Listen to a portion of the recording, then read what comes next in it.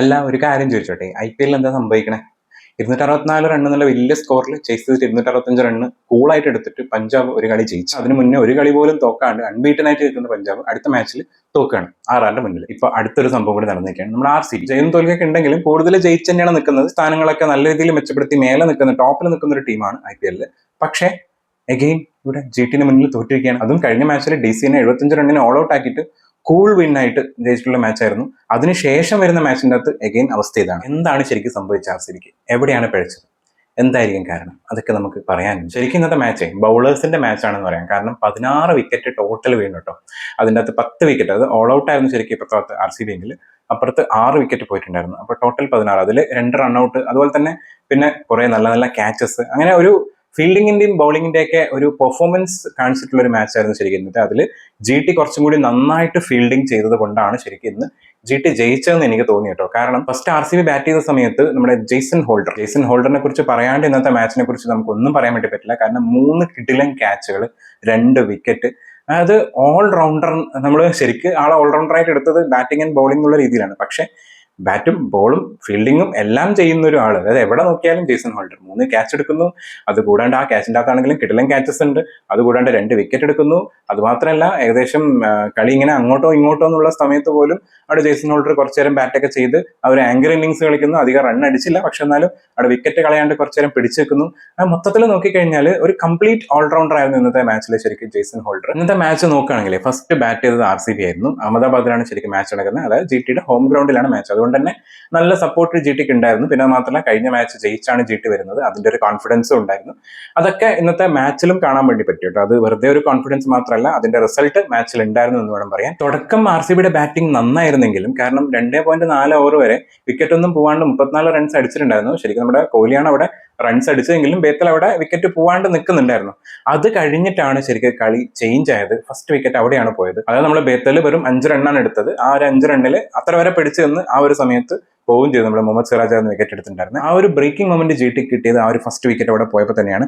അത് കഴിഞ്ഞ് അധിക റണ്ണൊന്നും എടുക്കാൻ തന്നെ അടുത്ത ഒരു 35 ആകുമ്പോഴേക്കും നമ്മുടെ വിരാട് കോഹ്ലിയും ഔട്ടായി. അത്യാവശ്യം കുഴപ്പമില്ലാത്ത രീതിയിൽ നമ്മുടെ രാജാവ് ബാറ്റ് ചെയ്തിട്ടുണ്ടായിരുന്നു. 13 ബോളിൽ 28 റൺസ്, 5 4 1 6. ശരിക്കും ആ ഇന്നിങ്സ് കുറച്ചും കൂടി നീളം കിട്ടിയിരുന്നെങ്കിൽ നല്ലൊരു ടോട്ടലിലോട്ട് ശരിക്കും RCB എത്തിയേനെ എന്ന് എനിക്ക് ഫീൽ ചെയ്തു. നല്ല ഫോമിലുള്ള റബാഡി ഉണ്ടല്ലോ, ആളുടെ കയ്യിലാണ് ആ ഒരു വിക്കറ്റ് കിട്ടിയിട്ടുണ്ടായിരുന്നത്. റാഷിദ് ഖാന്റെ ക്യാച്ചിൽ നമ്മുടെ കിങ് കോഹ്ലി അവിടെ ഔട്ട് ആവുകയും ചെയ്തു. പിന്നെ കുറച്ചു നേരം നമ്മുടെ ക്യാപ്റ്റൻ രജത് പാട്ടിദാറും ദേവദത്ത് പടിക്കലും കൂടി രക്ഷാപ്രവർത്തനം നടത്തിയിട്ടുണ്ടായിരുന്നു. അത് അധികം നേരം നിന്നില്ല, എന്നാലും കുറച്ചു നേരം ട്രൈ അടിച്ചു. അതിനുശേഷം എഗെയിൻ പാട്ടിദാർ അവിടെ ഔട്ടായി. 15 ബോളിൽ 19 റൺസ് എടുത്തിട്ടുണ്ടായിരുന്നു. ദേവദത്ത് പടിക്കലാണ് കുറച്ചെങ്കിലും കുഴപ്പമില്ലാത്തൊരു ഇന്നിങ്സ് അവിടെ ഉണ്ടാക്കിയത്. കാരണം ബാക്കിയുള്ളവരുടെ സ്കോർ വെച്ച് നോക്കുന്ന സമയത്ത് ടോപ്പ് സ്കോറിൽ നിൽക്കുന്ന ആളാണ്. 24 ബോളിൽ 40 റൺസ്, 5 4 2 6 അടിച്ചിട്ടുണ്ടായിരുന്നു. പിന്നെ വന്ന ആർക്കും വലിയ രീതിയിലുള്ള സ്കോർ ഒന്നും അടിക്കാൻ പറ്റിയില്ല. നമ്മുടെ റൊമാരിയോ ഷെപ്പേർഡ് കുറച്ചു നേരം പിടിച്ചു നിന്ന് ഒരു 17 റണ്ണൊക്കെ അടിച്ചു. അതിനുശേഷം നമ്മളെ ഇമ്പാക്ട് പ്ലെയർ ആയിട്ട് വന്നിട്ടുള്ള വെങ്കടേഷ് അയ്യർ എന്താണ് കാണിച്ചത് ശരിക്കും ഇന്നത്തെ മാച്ചിൽ? ആ ഒരു അത്രയും ടോട്ടൽ ഇങ്ങനെ ഡൗൺ ആയിട്ട് നിൽക്കുന്ന സമയത്ത് ആള് വന്നിട്ട് ഒരു ഇമ്പാക്ട് പ്ലെയർ ആണെന്ന് പറയുന്ന മാത്രമേ ഉള്ളൂ, ആ ഒരു ഇമ്പാക്ട് ഉണ്ടാക്കിയില്ല എന്ന് തോന്നി എനിക്ക്. ഇപ്പൊ അടുത്ത് കാണുന്ന ഒരു കാഴ്ച കേട്ടോ. അതായത് ഇങ്ങനെ കുറച്ചൊന്ന് വിക്കറ്റ് ഡൗൺ ആവുന്ന സമയത്ത് എല്ലാവരും ഒരു 19 ഓവർ വരെ വെയിറ്റ് ചെയ്യും, എന്നിട്ട് ലാസ്റ്റ് ഓവറിൽ അടിക്കാൻ നോക്കും. അതെന്തിനാണെന്ന് മനസ്സിലായിട്ടില്ല കേട്ടോ. കാരണം അങ്ങനെ നോക്കുന്ന സമയത്ത് ആ ലാസ്റ്റത്തെ 6 ബോൾ മാത്രമേ കിട്ടത്തുള്ളൂ. ഇപ്പൊ അതിന് മുന്നേ ഒന്ന് ട്രൈ അടിച്ചു. ഇപ്പൊ എന്തായാലും ടോട്ടൽ അവസാനം ഓൾ ഔട്ട് ആയല്ലോ. അപ്പൊ അതിന് മുന്നേ ഒന്ന് ട്രൈ അടിച്ചിരുന്നെങ്കിൽ കുറച്ചും കൂടി സ്കോറിലോട്ട് എത്തിക്കായിരുന്നു. കാരണം ഒരു 170 180 ഒക്കെ ഇന്ന് RCB പിടിച്ചിരുന്നെങ്കിൽ കൂളായിട്ട് RCBക്ക് ജയിക്കായിരുന്നു. കാരണം അത്രയും ഗംഭീരമായിട്ടുള്ള പെർഫോമൻസ് ബൗളിംഗിൽ ഉണ്ടായിരുന്നു. എല്ലാവരും ചെയ്തില്ലെങ്കിലും 1-2 പേര് നല്ല രീതിയിൽ പെർഫോം ചെയ്തുകൊണ്ട് തന്നെ ചിലപ്പം ഒന്ന് മാച്ച് പിടിക്കാൻ പറ്റുമായിരുന്നു എന്ന് തോന്നിയിട്ടുണ്ടായിരുന്നു. അത് ഞാൻ മാച്ചിനെ കുറിച്ച് പറയുന്നുണ്ട് നമ്മുടെ GTയുടെ ബാറ്റിങ്ങിന്റെ പറയുന്ന സമയത്ത്. എന്നാലും അവിടെ ഒന്ന് പിടിക്കാൻ പറ്റുന്ന ഒരു സ്കോറിലോട്ട് എത്തിയേനെ. കാരണം ഇത്ര ചെറിയ ടോട്ടൽ ആയിട്ടും കൂടി 6 വിക്കറ്റ് കളഞ്ഞ് ചെറുതായിട്ടൊരു പ്രഷർ കൊടുക്കാൻ പറ്റിയിട്ടുണ്ടെങ്കിൽ ചിലപ്പോൾ ഒന്ന് ഒരു 30 റണ്ണും കൂടി എക്സ്ട്രാ ആഡ് ആയിട്ടുണ്ടെങ്കിൽ ചിലപ്പോൾ ഇന്ന് RCB ജയിച്ചേനെന്ന് എനിക്ക് ഫീൽ ചെയ്തു. വെങ്കടേഷ് അയ്യറിന്റെ ശരിക്കും ഇന്നത്തെ മാച്ചിലെ പെർഫോമൻസ് ഫ്ലോപ്പ് ആയിട്ടാണ് എനിക്ക് ഫീൽ ചെയ്തത്. ഓപ്പൺലി പറയാണ്. കാരണം എനിക്കെന്തോ അത് അത്ര വലിയൊരു സുഖമായിട്ട് തോന്നിയില്ല. വെങ്കടേഷ് അയ്യറിനെക്കാളും ഗംഭീരമായിട്ട് കളിച്ചത് നമ്മുടെ ഭുവനേശ്വർ കുമാറാണ്. 15 ബോളിൽ 15 റൺസ് ആണെങ്കിലും ആ സ്ട്രൈക്ക് റൊട്ടേഷനും അതുപോലെ വെങ്കടേഷ് അയ്യർ മുട്ടി നിൽക്കുന്ന സമയത്ത് ഇവിടെ ആ ഒരു നല്ല ഗ്യാപ്പിലൊക്കെ അടിച്ച് 2 4 ഒക്കെ അടിച്ചതും പിന്നെ ആ ഒരു ഡബിൾസ് ആണെങ്കിലും അല്ലെങ്കിൽ ഓരോ റൺ എടുക്കുന്നതിലും എല്ലാത്തിലും ആ ഒരു റണ്ണിങ് ബിറ്റ്വീൻ ദ വിക്കറ്റ്സും ഭയങ്കര ഒരു പ്രൊഫഷണൽ ബാറ്ററെ പോലെയാണ് ശരിക്കും എനിക്ക് ഭയങ്കരമായിട്ട് ഫീൽ ചെയ്തത്. ശരിക്കും വെങ്കടേഷ് അയ്യറിനെക്കാളും നല്ലൊരു ബാറ്ററായിട്ട് എനിക്ക് ഭുവനേശ്വർ കുമാറിനെ എൻഡിലോട്ട് തോന്നി. ആൾക്ക് കുറച്ചും കൂടി സമയം കിട്ടിയിരുന്നെങ്കിൽ ഒന്നും കൂടി നല്ല രീതിയിലുള്ള ഒരു സ്കോർ ആക്കുമെന്ന് തോന്നിയിട്ടുണ്ടായിരുന്നു കേട്ടോ. ആളൊന്ന് ട്രൈ അടിച്ചേനെ ചിലപ്പോൾ ടീമിന്റെ ടോട്ടൽ ഒരു 160 170 എത്തിക്കാൻ വേണ്ടിയിട്ട്. പക്ഷേ അവസാനം ആ ഒരു റൺഔട്ട് മിസ്റ്റേക്കൻലി വന്ന ഒരു റൺഔട്ടിൽ ആ കളി അങ്ങോട്ട് അവസാനിച്ചു. അല്ലാന്നുണ്ടെങ്കിൽ എനിക്ക് തോന്നുന്നു കുറച്ചും കൂടി ഒരു സ്കോർ പോയേനെ, ലാസ്റ്റത്തെ ആ ഒരു 5 ബോളും കൂടി കിട്ടിയിരുന്നെങ്കിൽ. GTയുടെ 5 ബോളേഴ്സാണ് ഇന്ന് ബോൾ ചെയ്തത്. 5 പേരും നന്നായിട്ട് തന്നെയാണ് അത്യാവശ്യം ബോൾ ചെയ്തത്. കാരണം അതിൽ കുറച്ച് എക്സ്പെൻസീവ് ആയിട്ട് റബാഡ ആയിരുന്നു, പക്ഷെ എന്നാലും റബാഡ ഒരു വിക്കറ്റ് എടുത്തിട്ടുണ്ടായിരുന്നു. അത് കഴിഞ്ഞ് എക്സ്പെൻസീവിൽ കുറച്ചൊന്ന് താഴെ നിൽക്കുന്ന നമ്മളെ മുഹമ്മദ് സിറാജാണ്. സിറാജിനും ഒരു വിക്കറ്റ് ഉണ്ടായിരുന്നു. ജെയ്സൺ ഹോൾഡർ 4 ഓവറിൽ 29 റൺസ് കൊടുത്തിട്ട് 2 വിക്കറ്റ് എടുത്തിട്ടുണ്ടായിരുന്നു. ആള് ഞാൻ നേരത്തെ പറഞ്ഞല്ലോ, ബോൾ ചെയ്യുന്ന സമയത്താണെങ്കിലും ഫീൽഡിംഗ് സമയത്താണെങ്കിലും ഗംഭീര പെർഫോമൻസ് ആയിരുന്നു കേട്ടോ. നമ്മുടെ അർഷദ് ഖാനാണ് ഇന്നത്തെ ടോപ്പ് വിക്കറ്റ് ടേക്കർ. കാരണം 3.2 ഓവറിൽ 22 റൺ വിട്ടുകൊടുത്തിട്ട് 3 വിക്കറ്റ് എടുത്തിട്ടുണ്ടായിരുന്നു. പക്ഷേ റാഷിദ് ഖാൻ ആയിരുന്നു മോസ്റ്റ് എക്കണോമിക്കൽ ബോളർ എന്ന് പറയാം GTയുടെ ഭാഗത്ത്. 4 ഓവറിൽ 19 റൺസ് മാത്രം വിട്ടുകൊടുത്തിട്ട് 2 വിക്കറ്റ് എടുത്തിട്ടുണ്ടായിരുന്നു. ശരിക്കും ഇന്നത്തെ GTയുടെ ഇത്രയും നല്ല ബൗളിംഗ് ആയതുകൊണ്ട് തന്നെയാണ് ശരിക്കും RCBനെ ഒരു 155 റൺസിൽ ഒതുക്കാൻ പറ്റിയത്. അല്ലായിരുന്നെങ്കിൽ ചിലപ്പോൾ നല്ല ഒരു ടോട്ടലിലോട്ട് പോയേനെ. പക്ഷെ അവിടെ GT ബൗളേഴ്സിന് ഹാറ്റ്സ് ഓഫ്, ആ ഒരു കറക്റ്റ് ടൈമിലുള്ള വിക്കറ്റുകൾ എടുത്തതിനും അതുപോലെ തന്നെ കംപ്ലീറ്റ് എഫേർട്ട് കൊടുത്തിട്ടുള്ള ഫീൽഡിങ്ങിനും കയ്യടി അർഹിക്കുന്നുണ്ട്. പ്രത്യേകിച്ച് ജെയ്സൺ ഹോൾഡർ ആണെങ്കിലും പിന്നെ അതുപോലെ തന്നെ അവസാനത്തെ ആ ക്യാച്ച് എടുത്ത സായ് സുദർശൻ, നമ്മുടെ വെങ്കടേഷ് അയ്യറിന്റെ ആ ഒരു ക്യാച്ച് അടിപൊളിയായിട്ട് എടുത്തിട്ടുണ്ടായിരുന്നു കേട്ടോ. ചിലപ്പോൾ ആ ക്യാച്ചൊക്കെ മിസ്സായിരുന്നെങ്കിൽ ഒരു 4 പോയി പിന്നീട് ചിലപ്പോൾ വെങ്കടേഷ് അയ്യറിന് കളിക്കാൻ പറ്റിയേനെ, കുറച്ചും കൂടി ടോട്ടൽ മുന്നോട്ട് പോയേനെ. GTയുടെ ബാറ്റിംഗ് തുടങ്ങിയ സമയത്ത് ഞാൻ ശരിക്കും അതിശയിച്ചു പോയിട്ടോ. അതായത് ശരിക്കും കഴിഞ്ഞ മാച്ചിൽ 75 റണ്ണിൽ ഓൾ ഔട്ട് ആക്കിയ അതേ ടീം തന്നെയാണോ ഇത്തവണ ബോൾ ചെയ്യുന്നതുള്ള. കാരണം ആദ്യത്തെ 3 ഓവറിൽ ഏകദേശം 42 റൺസ് അടിച്ചിട്ടുണ്ടായിരുന്നു. അത് നമ്മുടെ ഗില്ലാണെങ്കിൽ ഞാൻ ഇതിന് മുന്നൊന്നും അടുത്തൊന്നും അങ്ങനത്തെ ഒരു ഗില്ലിന്റെ പെർഫോമൻസ് കണ്ടിട്ടില്ല.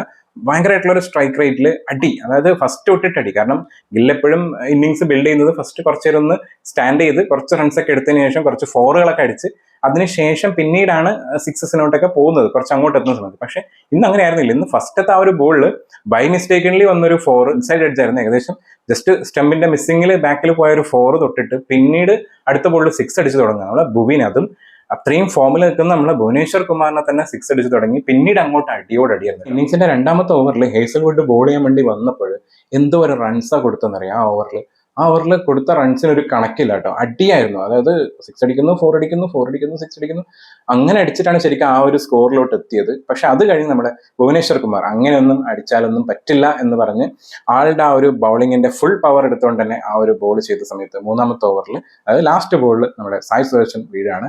ഫസ്റ്റത്തെ വിക്കറ്റ് അവിടെ വീണു. അത് കഴിഞ്ഞ് ഇച്ചിരി കഴിഞ്ഞപ്പോൾ തന്നെ നമ്മുടെ ഭുവനേശ്വർ കുമാർ 2ാമത്തെ വിക്കറ്റ് എടുക്കുകയാണ്. ശുഭ്മൻ ഗില്ലിന്റെ 18 ബോളിൽ 43 റൺസ്, 4 4 3 6 അടിച്ചിട്ട് വെട്ടിക്കെട്ടോടെ ശരിക്കും എനിക്കൊന്ന് അടിപൊളിയായിട്ട് പോകുന്നൊരു കളിയായിരുന്നു. പക്ഷെ അവിടെ നമ്മുടെ ഭുവനേശ്വർ കുമാർ അവിടെ നിന്ന് ചെക്ക് വെച്ചു. അതോടെ 2ാമത്തെ വിക്കറ്റും ആളുടെ പേരിൽ തന്നെ. പിന്നെയും GTയുടെ ആ ഒരു ശൗര്യം തീർന്നിട്ടുണ്ടായിരുന്നില്ല. കാരണം നമുക്കറിയാലോ, ജോസ് ബട്ട്ലർ ഉണ്ട് അവിടെ. പ്രത്യേകിച്ച് GTയുടെ ആദ്യത്തെ ആ ഒരു ടോപ്പ് ഓർഡറിൽ കിടക്കുന്ന 3 ബാറ്റ്സ്മാൻമാരാണ് ശരിക്കും അവരുടെ കരുത്ത്. അത് ഇന്നും കാണാൻ വേണ്ടി പറ്റി. ജോസ് ബട്ട്ലറും 19 ബോളിൽ 39 റൺസ് എടുത്ത് 2 4 4 6 അടിച്ചിട്ടുണ്ടായിരുന്നു.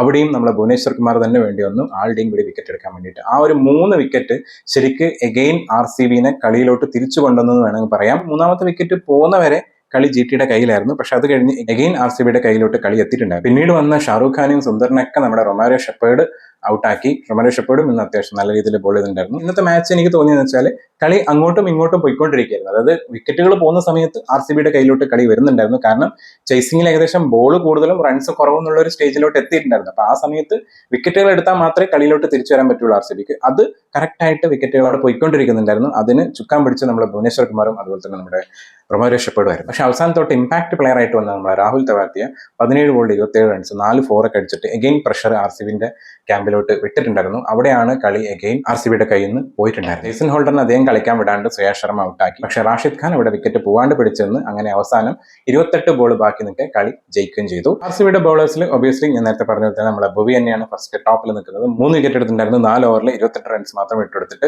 സെക്കൻഡ് ബെസ്റ്റ് ആയിട്ടുണ്ടായിരുന്നു നമ്മുടെ റൊമാരിയോ ഷെപ്പേർഡാണ്. 4 ഓവറിൽ 30 റൺസ് വിട്ടുകൊടുത്ത് 2 വിക്കറ്റ് എടുത്തിട്ടുണ്ടായിരുന്നു. സുയാഷ് ശർമ്മയും കുഴപ്പമില്ലാണ്ട് ബോൾ ചെയ്തു. 3.5 ഓവർ ചെയ്തപ്പോൾ 44 റൺസ് വിട്ടുകൊടുത്ത് 1 വിക്കറ്റ് എടുത്തിട്ടുണ്ടായിരുന്നു. ഹേസൽവുഡ് കഴിഞ്ഞ ആ ഒരു മാച്ചിലെ ഫോം ഇന്ന് കാണാൻ വേണ്ടി പറ്റിയില്ല. 4 ഓവറിൽ 50+ റണ്ണ് കൊടുത്ത് ആളുടെ ഭാഗത്തു നിന്നുള്ളൊരു കോൺട്രിബ്യൂഷൻ GTക്ക് വേണ്ടി കൊടുത്തിട്ടുണ്ടായിരുന്നു. എനിക്ക് ഇന്ന് വന്നൊരു ഡൗട്ട് എന്താ പറയുക, RCBക്ക് ശരിക്ക് ഒരു ബൗളറും കൂടി ഉണ്ട്, നമ്മുടെ കൃണാൽ പാണ്ഡ്യ. അതും അൺഎക്സ്പെക്ടഡ് ആയിട്ട് ബൗൺസ് ചെയ്യാൻ പറ്റുന്നതും സ്ലോ ബോൾ അറിയാൻ പറ്റുന്നതും ഡിഫറെന്റ് ആയിട്ടുള്ള ആംഗിൾസിൽ പല രീതിയിൽ ബോൾ അറിയാൻ പറ്റുന്ന ഒരു ബോളറാണ്. അൺപ്രഡിക്റ്റബിൾ ആണ്, അത്രയും കൺഫ്യൂഷൻ വരുന്ന ഒരു ബോളറാണ്. അപ്പോൾ ഈ 4 ബോളേഴ്സിനെ യൂസ് ചെയ്തതിന്റെ കൂടെ തന്നെ ഇടയ്ക്ക് എവിടെയെങ്കിലും 1-2 ഓവർ നമ്മുടെ കൃണാൽ പാണ്ഡ്യനെ നെറിയിക്കായിരുന്നു എന്ന് എനിക്ക് തോന്നി. പ്രത്യേകിച്ച് റൺസ് പോയിക്കൊണ്ടിരിക്കുന്ന സമയത്ത് നമ്മുടെ ശുഭൻ ഗില്ല് നല്ല രീതിയിൽ അടിക്കുന്നുണ്ടായിരുന്നു. അതുപോലെ തന്നെ ജോസ് ബട്ട്ലറും അടിക്കുന്നുണ്ടായിരുന്നു. ആ സമയത്ത് ഒന്ന് അല്ലെങ്കിൽ അതിനുശേഷം വിക്കറ്റുകൾ ഓവറുകളൊന്നും പോവാണ്ടിരിക്കുന്ന സമയത്ത് ഒന്ന് ട്രൈ അടിക്കാമായിരുന്നു എന്ന് എനിക്ക് തോന്നി.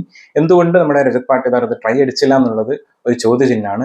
വേണമെങ്കിൽ ഒന്ന് ട്രൈ അടിച്ച് നോക്കായിരുന്നില്ലേ? ഒരു ഓവറെങ്കിലും കൊടുത്തിട്ട്, ഇപ്പോൾ ഒരു ഓവറിൽ കൊടുത്ത് റൺ അടിക്കുകയാണെന്നുണ്ടെങ്കിൽ പിന്നെ ചെയ്യിക്കണ്ടല്ലോ. പക്ഷെ ചിലപ്പോൾ ഒരു വിക്കറ്റ് കിട്ടിയിരുന്നെങ്കിലും, അങ്ങനെ ഒരു തോന്നൽ എനിക്ക് വല്ലാണ്ട് തോന്നിയിട്ടുണ്ടായിരുന്നു കേട്ടോ. അങ്ങനെ മൊത്തത്തിൽ നോക്കുകയാണെങ്കിൽ ഇന്നത്തെ മാച്ചിൽ ബൗളേഴ്സിന്റെയും ഫീൽഡേഴ്സിന്റെയും ഗംഭീര പെർഫോമൻസ് ആയിരുന്നു. ഞാൻ സ്റ്റാർട്ടിങ്ങിൽ പറഞ്ഞ പോലെ തന്നെ അതിൽ നന്നായിട്ട് ബൗളിങ്ങും ഫീൽഡിങ്ങും ചെയ്ത ജി ടി ആണ്. അതുകൊണ്ടാണ് ശരിക്കും ജി ടി ഇന്ന് ജയിച്ചത്.